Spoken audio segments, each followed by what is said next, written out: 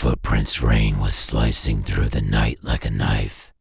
The sky, dark and furious, had turned the old wooden swing in the garden into a shadow dripping with water.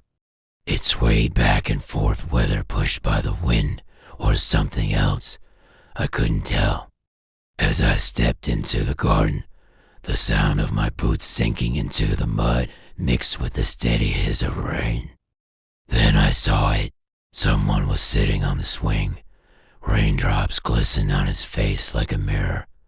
That face, it was my brother's. His eyes were wide open, two empty wells in the darkness. On his lips, frozen in place, was that familiar half smile from our childhood. But something was missing. The steel band on his wrist, the bracelet we had both worn since we were 10, was gone. The autopsy report said I had lost him a week ago. Knowing he lay in the cold drawers of the morgue had turned my nights into nightmares. But last night, wasn't it him at the table, stirring his soup, cracking jokes, laughing with me about the days we were kids? My steps crushed the mud as I drew closer. His shirt was drenched, water dripping from his hair. His shoes dangled from the swing's edge, leaving faint depressions in the wet soil as if he had been sitting there for hours, maybe days. The wind died for a moment, but the swing kept moving. The creak of the back door shattered my heartbeat.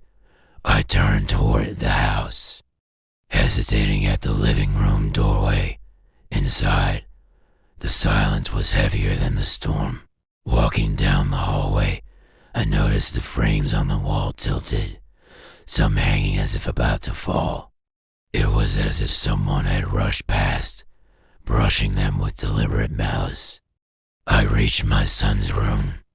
The door was slightly ajar. In the dim light, I saw him asleep in bed.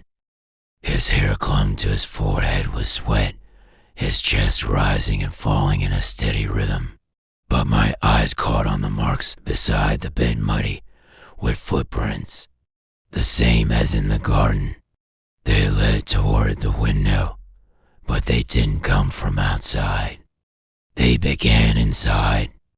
The curtain swayed gently, the window was open, and the night scent drifted in like a heavy fog. In his sleep, my son murmured, fragile and innocent, "Daddy, why did that man last night love you instead of me?"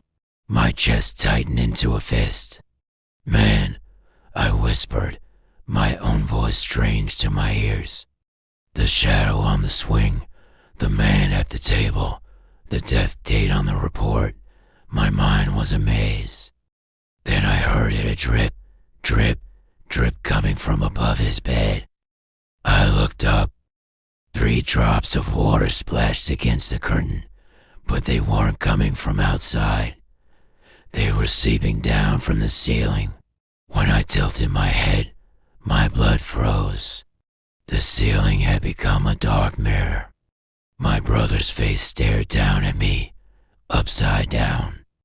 That familiar smile was wider now, darker, dangerous. From his eyes, thick black liquid trickled down his cheeks, dripping onto the floor. I staggered back, stepping into one of the wet prints. That's when I realized they weren't shoe prints, and they weren't bare feet either. They had no shape, no toes, no heel, just smooth-edged poles, as if water itself had stepped there and left its path behind. From the ceiling, my brother's voice drifted like a whisper. "I wanted your place, but the little one wants you to stay." I scooped my son into my arms and made for the door. But the hallway, it wasn't my hallway anymore. It stretched out, twisting into a dark tunnel. The walls were blistered with damp, the paint peeling away in strips, black moss-like tendrils hanging down. With each step, my son's voice echoed from behind me, "Daddy, don't go."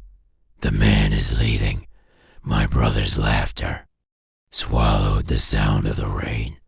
Since that night, every storm brings that laughter back.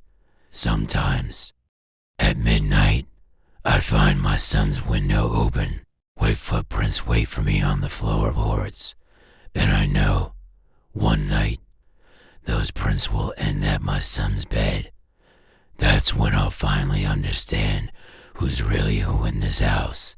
Until then, with every drop, every print, I'll keep hearing his smile.